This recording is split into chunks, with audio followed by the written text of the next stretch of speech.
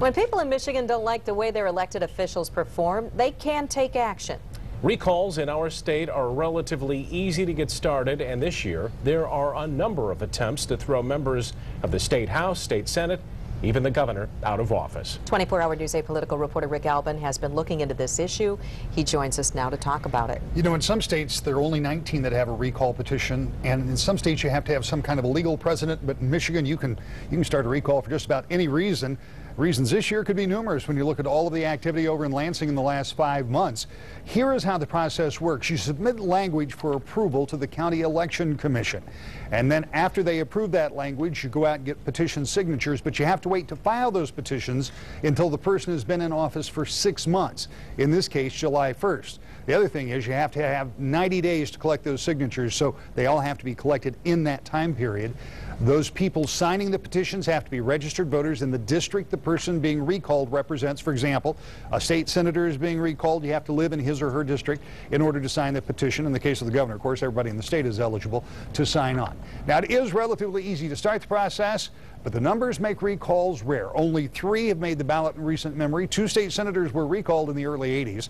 An unsuccessful effort made the ballot against House Speaker Andy Dillon in 2008. So, how many signatures do you have to collect? 25% of the votes for all of the candidates for governor in the most recent gubernatorial election. So it varies from district to district, but in one case where language has been approved to recall a House member, for example, the Associated Press says it would take about 6,700 signatures to get the recall on the ballot.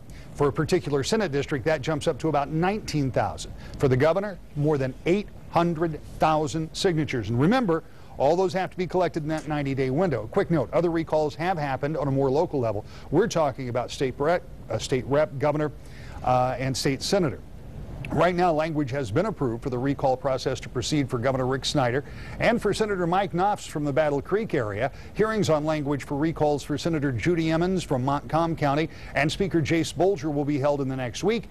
And just today, we learned that language was received by the Kent County Clerk's Office to start the recall process, at least what they call a clarity hearing on the language, against Senator Mark Jansen of Gaines Township. We, of course, are going to be following the process to see which of these ends up on the ballot. And we've got a link on our homepage that explains this process more thoroughly, because as confusing as that was, it gets much more confusing.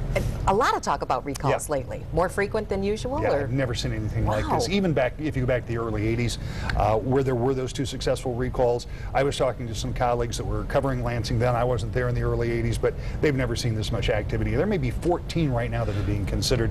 That number could go up.